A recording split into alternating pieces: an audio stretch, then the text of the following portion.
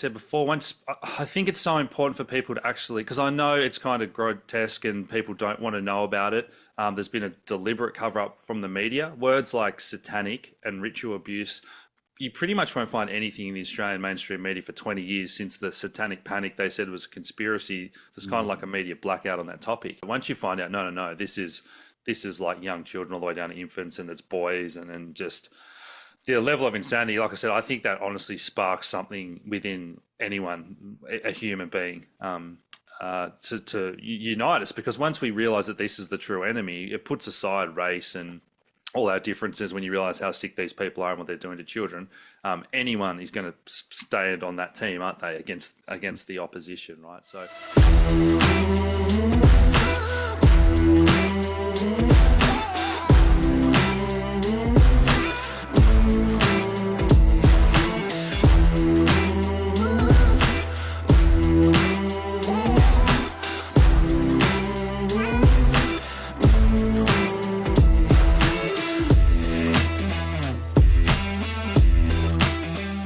Nice to connect.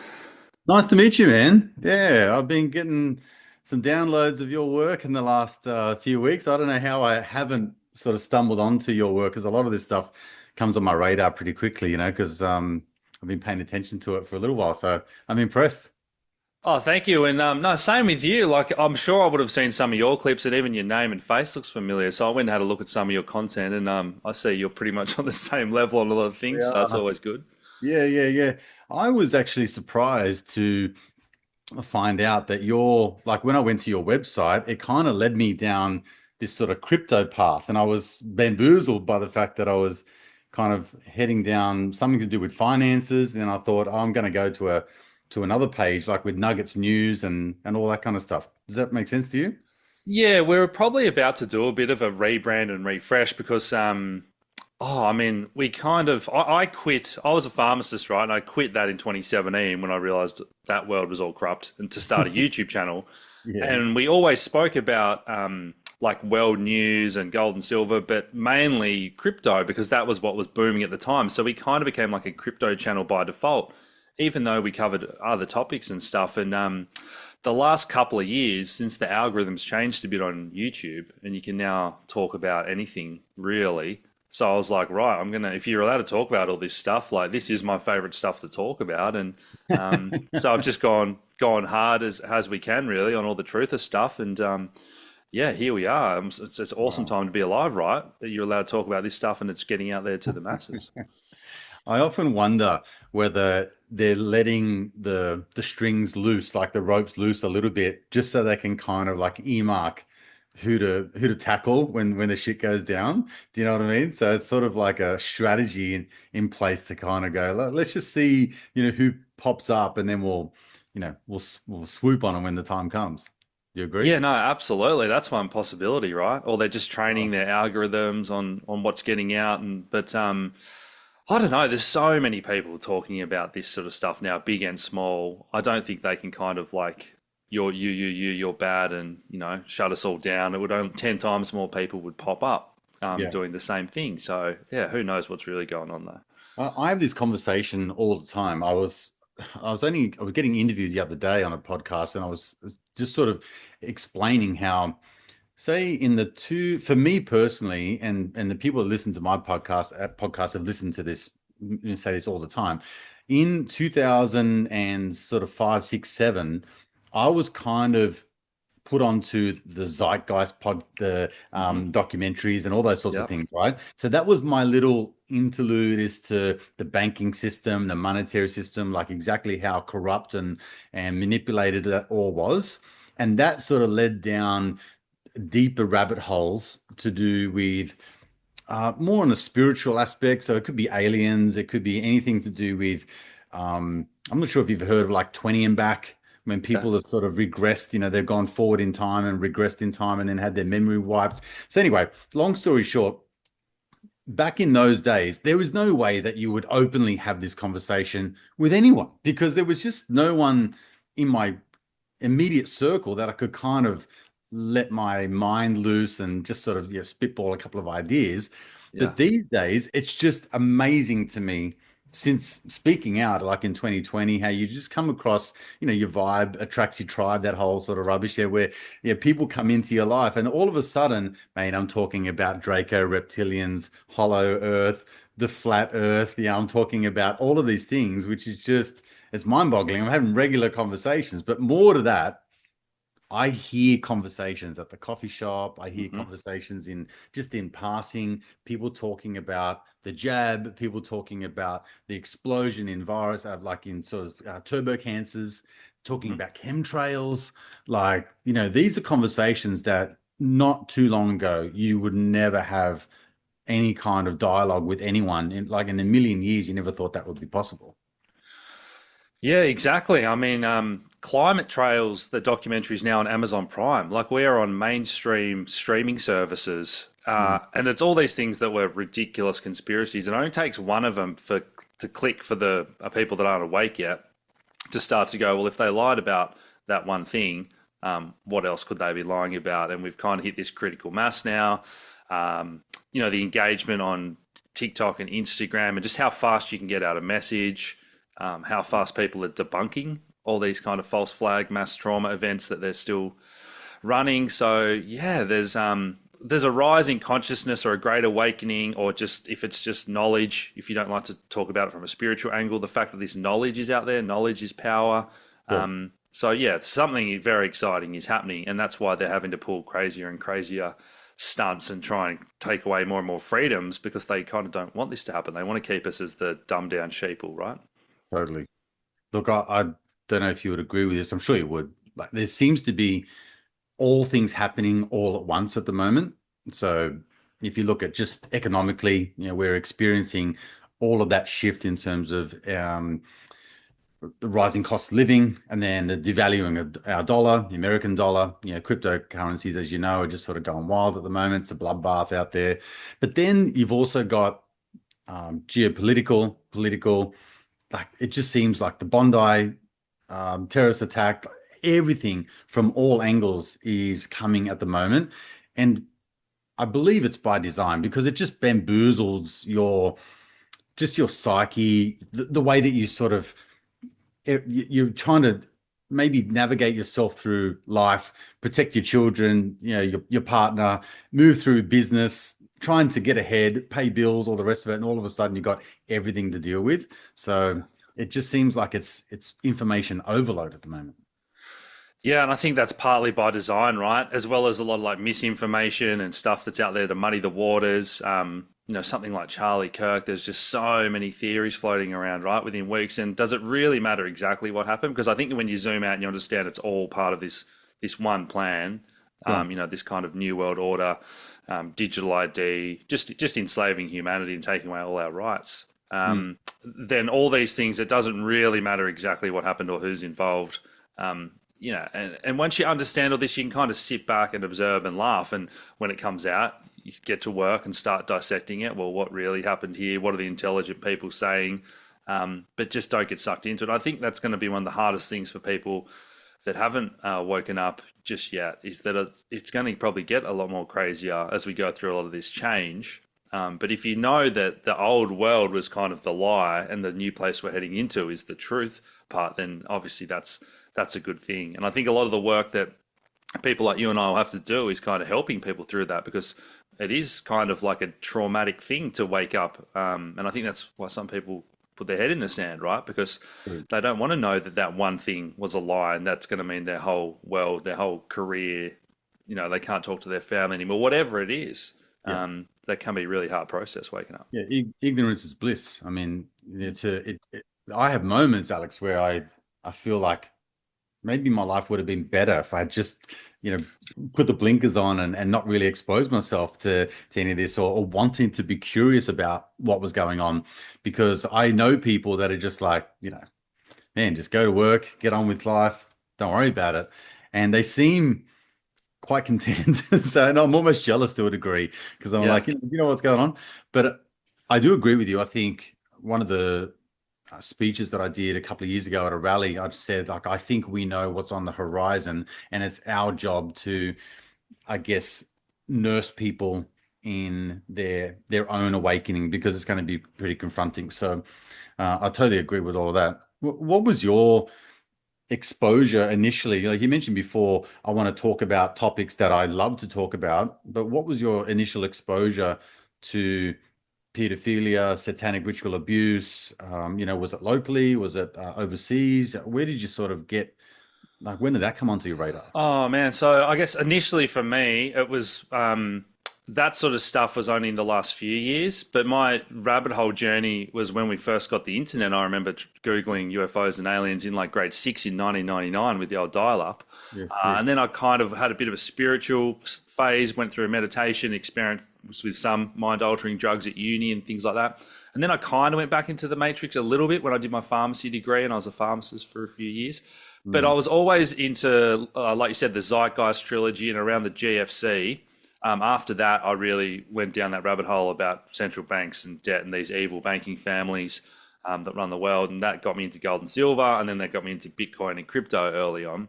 mm, But then as you keep going down the rabbit hole, it was very hard to find information about this stuff because we didn't really have BitChute or Rumble or these other, there was a lot of censorship that really ramped up around 2015, 16 on YouTube. It started, a lot of those old docos on 9/11 and stuff started to disappear, right?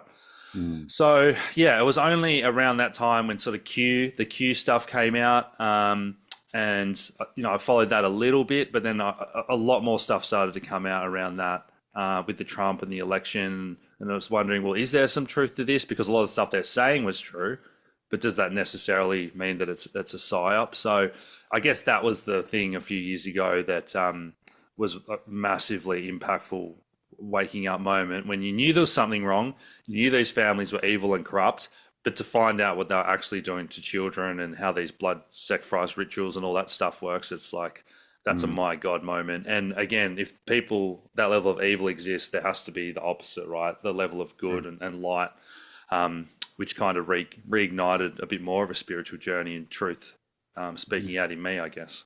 Yeah. I know you're from Tassie, like I'm from Wollongong, right? And I don't know if you know much about Wollongong, but we have a pretty rich history of pedophilia and satanic ritual abuse and things like that. And I often tell people the story of our Lord Mayor Frank Arkell, who was actually like killed and tortured by one of his abuse victims.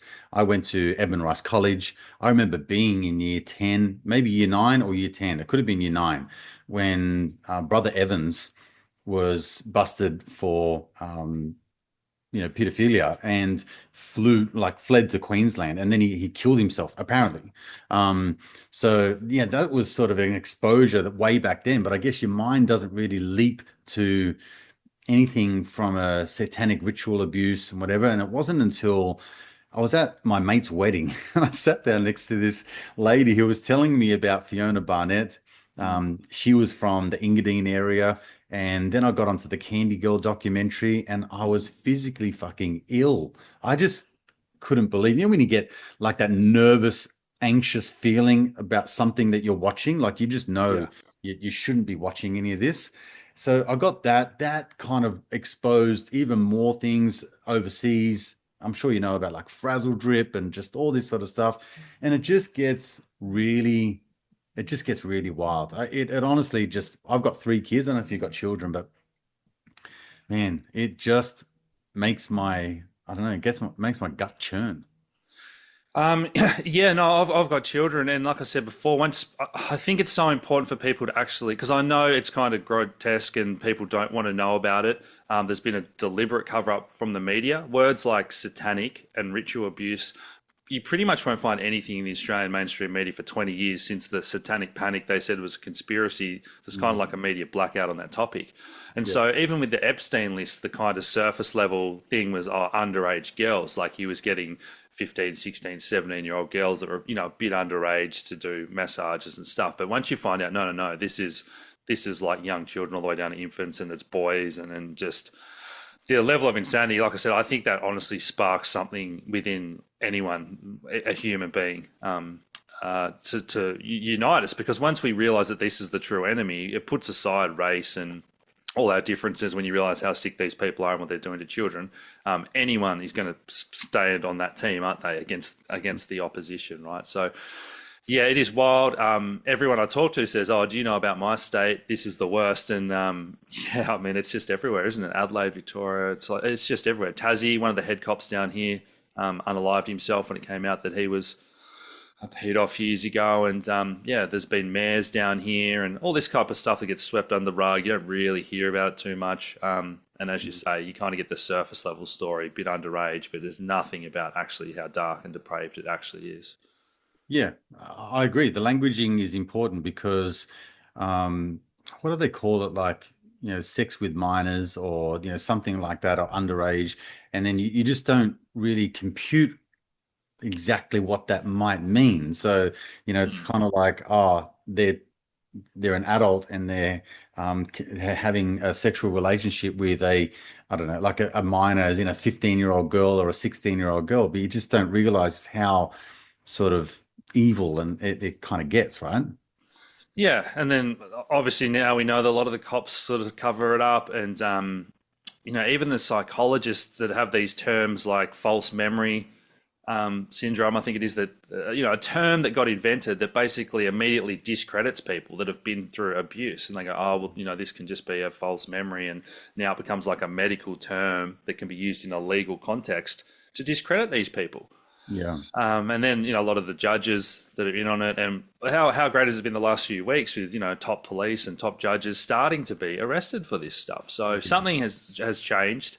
There's a new generation of police coming through, a lot younger and whatnot as well at the moment. So people can call this out, victims, so quickly now through social media and get in touch with people to get the message out. So yeah, hopefully we're kind of seeing the end of this system all being dismantled, right? Yeah.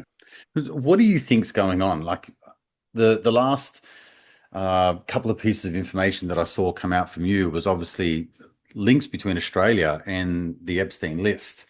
But it seems like there is a constant sort of tug of war between the information that they do release and the information that they don't. And then Mm. you obviously, like everyone in Hollywood at the moment is like, I, this is the whole sort of, I never had relationships with that woman, and they're all sort of denying that they never had any sort of contact with Epstein. They weren't on the flight lists. They never went to any sort of islands or anything like that. All of their relationships were business relationships. It wasn't anything to do with that. But do you have a kind of depiction of Australia's involvement and just how sort of deep it goes?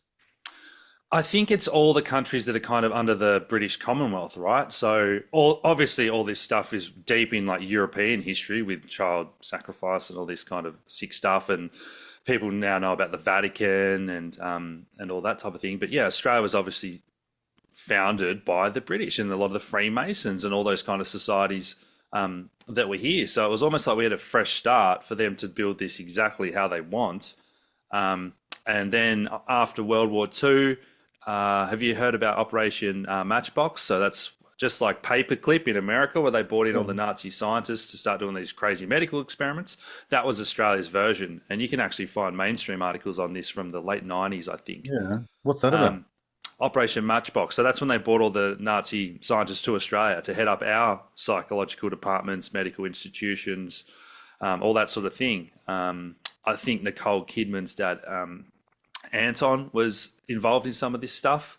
So yeah, this is all information that you can read about. There's been Aussie, I think it's AustralianPeacemakers.com that do some really good articles about this and have done for many years. But again, it's just not something you're ever going to hear about in the mainstream, or it probably would have been banned on Facebook. And that's why it's just so good that all this information is getting out now. So yeah, I think Australia has kind of a bit of a test bed role for these new policies and the New World Order as well. Like you saw, we had the most draconian measures and lockdowns and mandates.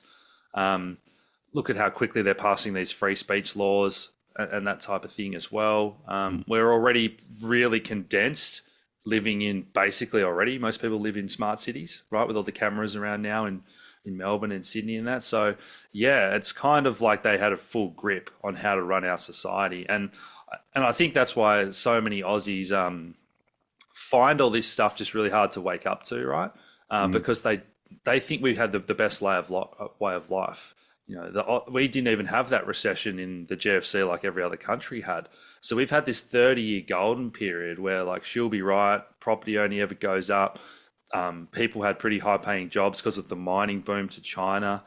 Mhm. So the fact that there was like anything wrong or something really evil could be happening behind the scenes is just like it doesn't compute. People don't see that anywhere. But now things are changing and people are starting to ask, well, why is this happening? Why are our government doing this? Doesn't make any sense.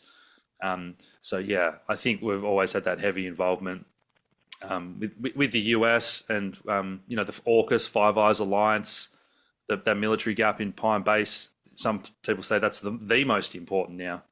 Yeah, So yeah, Australia's heavily involved in all aspects of it.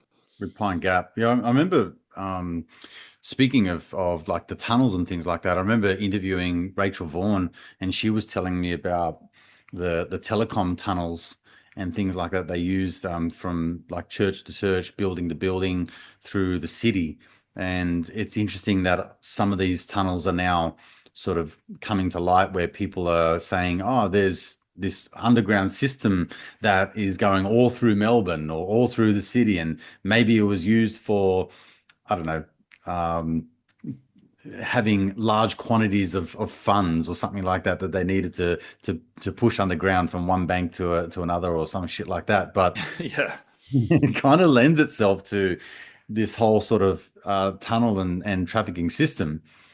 I've heard that these tunnels spread all the way across Australia. Like there's no sort of end to where like they reach in terms of the perimeters and in a most parts of Australia. Are you hearing the same things? Yeah, I've heard a lot of things like that, and I think even some of it that's even publicly acknowledged is that Melbourne has one of the most vast underground tunnel networks anywhere in the world. But I've had friends talk about places they've wandered into, like in outback Queensland, that look like they're ancient tunnel networks and unexplainable. Friends tell me some of the stuff that's around Kakadu and all that area that's all off limits to the public. So yeah, who really knows? And obviously, a lot of those survivors talk about being transported through those tunnel networks. Mm, When I was at uni in Hobart as a like first year, and the fourth years kind of initiate you into the college and into the fraternities and stuff, we got woken up in the middle of the night and walked through these tunnels that went from kind of near the campus all the way through to the city and out near the hospital. And all the fourth years were dressed in their black robes, like something out of Eyes Wide Shut, and they had the flame torches. And this was obviously a watered down version from over the years, but maybe stuff like that was a lot darker when these unis started. I don't know, 50s, 60s, whenever. sure. And where do they get these kind of rituals from that were pretty satanic looking back on it now? Mm, And yeah, it was kind of like a more of a light-hearted thing that was meant to scare you a little bit. But as I say, who knows what these original rituals, where they got them from and all that type of stuff. And those networks are in Tassie just like they are everywhere. yeah. You hear about the guy, the copper that's just been exposed. I think it was about a week ago or something like that with satanic ritual abuse, where he was Mm. had some sort of affiliation or tied to like the Rotary Club. Yeah. Do you know which one I'm talking about? Yeah. I did a video on that. I can't remember his exact name now, but Rachel Vaughan's spoken about this a lot over the years as well. The ties between and again, not saying that everyone in Rotary is bad. There's plenty of good people in Rotary that do good community work, just like there's good people in Freemasons or whatever. It's the real higher ups that do sick things behind closed doors. So she said, yeah, there's a lot of overlap. There was a Freemason that was one of the founders of Rotary, a lot of overlap in the membership. So people tend to be members of both. He was on radio as well. So, you look at people like Alan Jones, they're involved in sport, and there was a lot of victims in that coming forward over the years. It all gets covered up and kind of protected. Mm, And maybe we don't get everything come out until after these people pass away, like we did with Jimmy Savile, right? yeah. A lot of people knew what was going on with him, but somehow these people get knighted and they're best friends with all the royals and rich and famous. And I mean, we know what's going on now, but it is just crazy their ability to cover it up because they controlled the information channels up Mm. until this rise in decentralized independent researchers and podcasts and that. Yeah, for sure. It's just kind of like when you look into the Woodrow Commission.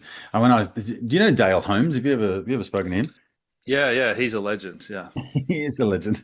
Yeah, when I first spoke to him, he alluded me to the Woodrow Commission, and it was done twice apparently. So the first time it was done, and it was exposed that the guy that was overseeing the Wood Royal Commission was a pedophile himself, and so then had Mm. to do it, all over again. But as most people who are familiar with all of this, they know that there is a 99-year suppression order on the names of the 28 high-profile uh, people that are on that list. So, I mean, we can all speculate, but again, it's an alleged list because you don't know who to sort of believe in a sense because a lot of this is documentation. I personally haven't seen something as legit as like the specific list. I mean, as a police document. Have you?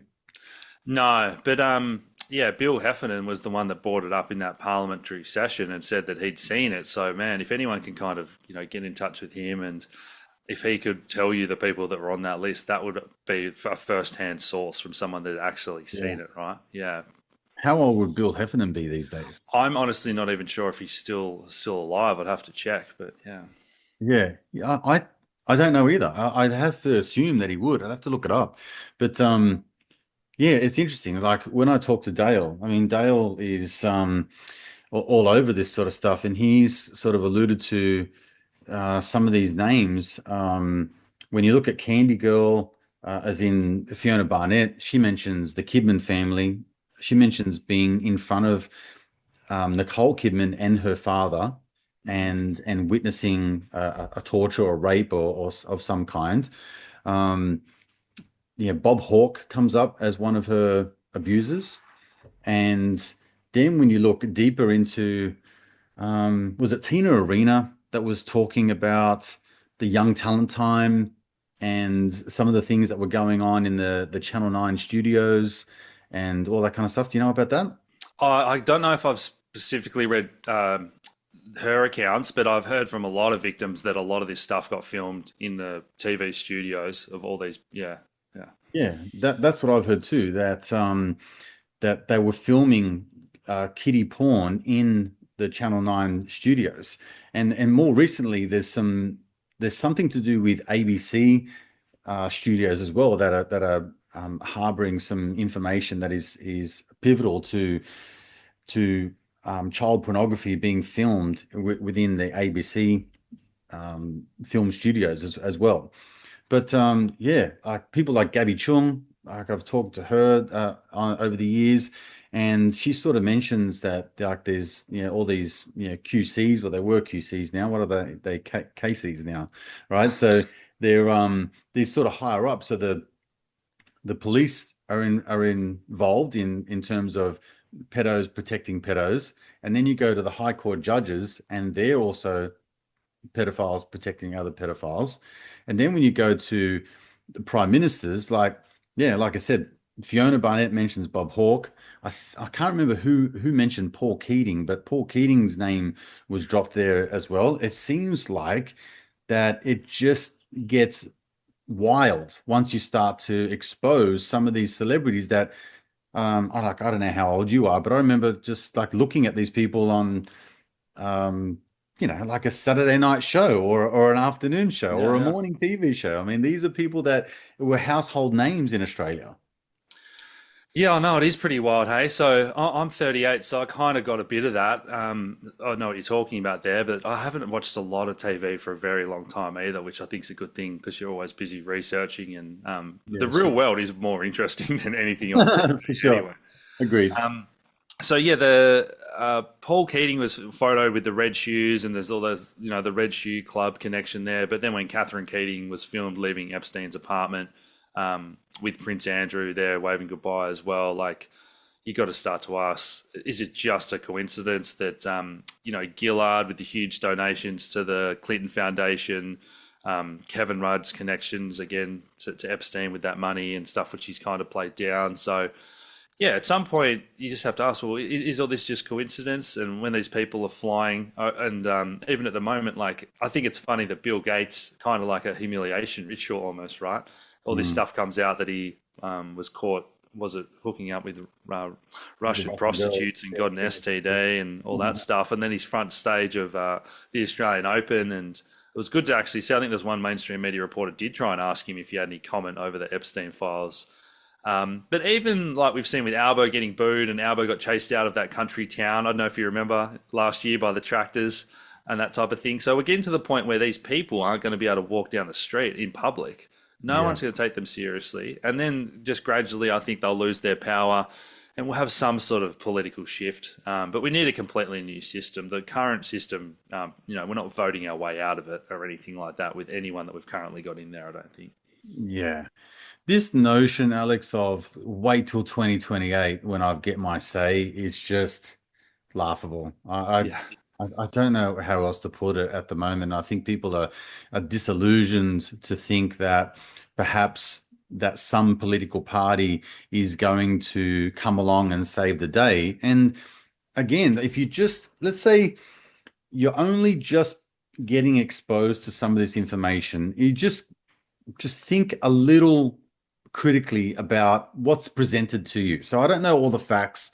I don't know exactly whether I'm 100% right or 100% wrong, but it's kind of like, let's just have a look at what's going on at the moment. And you see things that have come out on the Epstein list that involved, like you said, Julia Gillard, um, Malcolm Turnbull.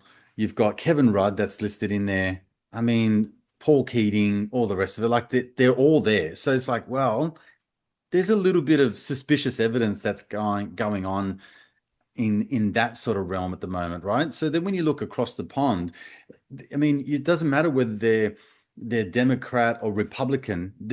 They seem to all be on the list. It doesn't matter whether they're a tech billionaire. It's like there they are again. And in Yeah. Australia, it doesn't matter whether they're Liberal or Labor. You can see the names that are mentioned there. It doesn't matter which party that you're voting for. It all seems like there's one. It's like, what's that saying? There's one huge club, and you're not in it.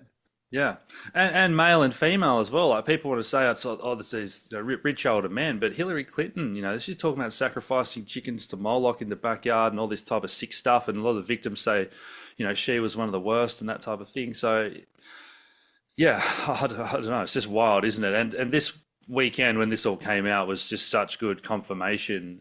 And we racked up. We had our first ever million view week last week, so it's great that this stuff is Wow, getting out.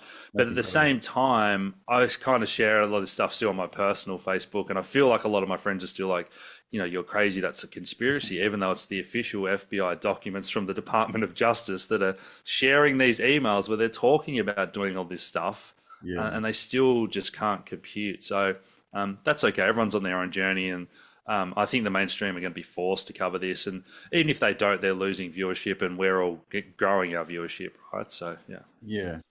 Back to that Hillary Clinton, those emails and frazzle drip and all those sorts of things that were linked to, I'm not sure if it was Anthony Weiner's laptop or whether it be Tony Podesta's laptop or one of those. Apparently, the um, the agents that were looking at that information were physically ill, yeah, and I think either one of them committed suicide, but then all of them have been unalived since. Is that true? yeah, yeah. I think it was 9 out of the 12 that have seen it are no longer with us. Yeah, Yeah. and there was clips of that floating around on the dark web back in the day. Because when I first heard about Pizzagate, it was in 2016. It was from someone in the crypto community, and again, it was one of those things where it's like, well, show me more evidence. Like it wouldn't surprise me, but how do you really know this is true or not? And it wasn't until a couple of years later when really well put together documentaries and more info started coming out that really joined all the dots that no, this is definitely true and whatnot.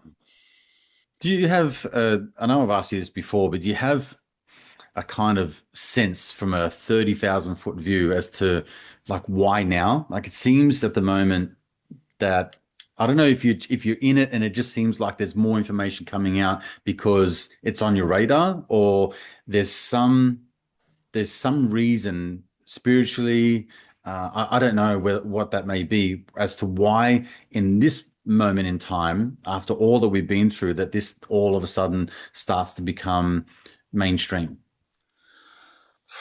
I really don't know. Like some people obviously like to think that the Q conspiracy is true and there's something happening behind the scenes to get all Mm. these bad people out and whatnot. I don't know. Do you But think something, it's legit? what's that? Sorry. Do you think the queue is legit? Do you think that's a legit thing? I'd lean towards no, because I think Trump has been named in the Epstein files now and by a lot of victims. He's been in power. Like Q's been around for 10 years, right? And they Mm. were saying Patriots in control. And think about what's happened since then. The COVID, the genocide. Like if they really were in control and whatnot, Yeah, would they have fuck allowed yeah. all this to happen? And would they not have started the mass arrests? And they said the first arrest is going to shock the world. Well, you've been waiting 10 years now, and none of these big That's true. names have been arrested, right? Yeah. But I don't know. Some people say it was just because YouTube was losing so much viewership that they had to change and reel back in that a little bit because Rumble started to really grow and BitChute and X. Um, but again, I don't know. Maybe people have just got a bit smarter to get around these kind of banned words, and people are using memes, and then all of a sudden these memes have spread everywhere. So then people go, "Oh, what's that term? I've never heard of that before." And then they Mm. go down that rabbit hole, and yeah, I think people are just getting smarter about the way they get this information out as well. Hmm. I don't know, but on the spiritual side, there's some sort of great awakening, I think, and shifting consciousness. Um, Even just little things, more people are conscious of eating healthy and getting rid of fluoride and all these things, which we know expands our consciousness and improves our health. So you can start to think critically. Um, yeah, then there's places, don't forget, there's places on this earth that are still living a simple life in touch with nature that don't know that any of this is happening. It hasn't affected them for 100 years and it won't affect them for the whatever the next 100 years. So it is a kind of Western phenomenon where we're the ones that were so badly dumbed down and brainwashed by the media and propaganda. Mm. Yeah, but at the end of the day, like everyone is on their own path, right? So like you and I are on this path in this realm in this moment in time and in this location and exposed to all of this information. I do agree with what you said earlier, Alex. Like there seems to be more and more people becoming at least acutely aware of things that are going on in the world. And they just know, like, you don't have to be a conspiracy theorist to know that something just is not fucking right. It just doesn't add up Yeah. in this world, right? So you're at least curious to find out maybe there's a couple of breadcrumbs that I possibly should explore a little bit further and just see what this is all about.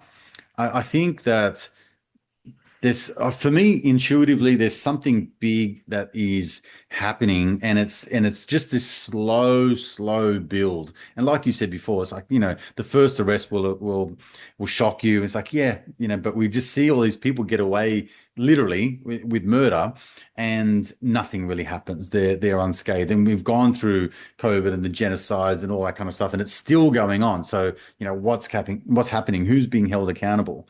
But I reckon it'll get to a point where I think the tipping point will be where they're going to have to pretty much shut down the internet in order for this to maybe not escalate any further, or there's going to be a third world war or something catastrophic. So it's probably initially monetarily, I would say. I mean, that's what I see coming at the moment is perhaps another depression or at least a recession or something like that. So I think that could be certainly something that would sway someone's attention. But I don't know if anyone can really stop this speed of how much information is coming to light. And we've got people, like you said, like you and I, that are happily just going online and talking about it and putting it out there. And the overwhelming response in agreement with our sentiment is, I don't know, it's encouraging. Yeah, and I think the old system kind of needs to crumble, and you need to go through that dark night of the soul, like we spoke about before. And I think in the West, and particularly Australia, it's very materialistic, right? And this all comes back to Satanism, which is materialistic. And think about everything that people are addicted to now. Social media, porn, gambling. Most people just want as much money and the biggest house and the best car as they want. Whereas none of that really makes you happy or isn't about the authentic stuff. And so even if the old system's crumbling, it's those people that are like fixated in the material world that are going to feel like everything's ending. Where it's people that have already, they've got their little community, they're starting to grow their own food, they're not too worried about that type of stuff, that they'll be fine. And it's almost like I said before, it's a good thing watching that old system collapse, because then we Mm. can start to get back to rebuilding communities. And I think that in the future, the entire way that we like parent and educate and everything can really change back to those old ways where we live in those communities and everyone chips in, helps out, and that type of thing. Yeah. Yeah, I agree. I think I've said this just last week, there's no better time, if at all, to pay attention to your own spiritual well-being, understand your emotions, understand how your mind works, understand a little bit about psychology, get your health in order, go to the gym, start, like you said, cleaning up your diet, getting fresh food and water, start being at least acutely aware to the toxins and chemicals that are in the air, in our food, in our deodorants, and all those sorts of things. Understand the value of presence, family. All of those things are really, really key things to be abreast of at the moment. For me, it's been like combat, and I know it sounds wild to think. Like I never thought in my wildest dreams that learning to fight or getting a gun license or doing something like that would ever be a necessary skill that I need to arm myself with. But I do think, and you've touched on this a bunch, that I think the first arrest won't shock anyone who knows what's going on. But I Yeah. do think that when people are exposed to this, the degree that you and I have been exposed to, I think their worldview, their paradigm of the world is going to crumble. And a lot of people don't have the mental capacity to be able to deal with that. Like this is purely, it's biblical in a large sense, Yeah. So I think when people are confronted with that, their whole world gets shattered, and that's very difficult to pick yourself back up from, particularly if you have the blinkers on or you just think that the system is the way it is and there's nothing going wrong or nothing I can really do about it. And that sudden change, I think, it's going to be dramatic. Yeah, and that's where we need that education, and that spiritual healing and experienced people to help those people through it, because their whole life they've been told to obey authority and government's good and all that type of thing, where it's going to be about telling them the self-sovereignty, and no one's coming to save you. We're all going to help each other and everything's going to be fine. Mm, But I think so many people, the mental health crisis we're living through at the moment, Australia now leads the world in suicide. Um, this is a result of the matrix. People go to jobs and they sit in these offices under artificial lights. That it's very hard to get super healthy food these days, as you know, and water, all the things you kind of touched on already. This is not how human beings are meant to live at all, and it's happened in such a short period of time. And this is why everyone is depressed, and it's so hard to meet people now, and the dating world and all the apps, and it's just everything has changed about whether it's romantic connections or just our friendship connection. When everyone used to be able to afford to go to the pub or go to a music gig on the weekend, now people, oh, I live too far, traffic, I'm worried about the crime I'm hearing in the news, I can't afford to go. All these types of things is just making us isolated, and it's not meant to be this way. So when you tell people that if we can get back to this community, how many people do you think would rather spend the day with their kids and their friends just doing the gardening and getting the food ready and making each other houses or whatever it is, just all chipping out and doing jobs together? And I just mm, think it's going to be an amazing thing. And we're not going to that complete utopia, and we're still going to have some forms of technology and social media and whatever. But yeah, just this idea of everyone living in apartments and everyone working in offices, and just so many of these jobs are pretty soulless and can be replaced by AI or whatever. And then we have to ask those questions. Well, what's the purpose of life and being a human? What do you really want to do and get out of it, and that type of thing? yeah. Yeah, look, at one point in time, we never had to do any of this shit anyway. We used to get up and contemplate life and write poetry and plays and books and all sorts of things like that. We didn't have really much to do other than just exist in a healthy, harmonious way, right? So, I mean, it's been done before, so it can be done again. How that integrates in the future, I don't know. I think people like you and I, you sound like you'd be similar to me, where there's something deep inside of you that has a quest for knowledge to make an impact, to at least leave the world a better place than what you found it, and kind of make yourself as useful as possible. So I think with all of that and the fact that this AI thing, I don't think there's anything you can really do to stop it. I think that there perhaps will be some level of integration, but then also there'll be I don't know, an us and them type of scenario. I really don't know how to play out, but at the same time, it doesn't really matter. I think what really matters at this point is to, like everything that we've just said, is just to get yourself in the frame of mind. You sort of, just awaken that authentic self, so you understand exactly, what's going on in the world and where you sit in this place. Because without that, like you were saying before, you're just deluded to the point that you think going to work and being in a cubicle from 9 o'clock to 5 o'clock and catching a train and coming home and then watching TV and having dinner and going to bed is normal.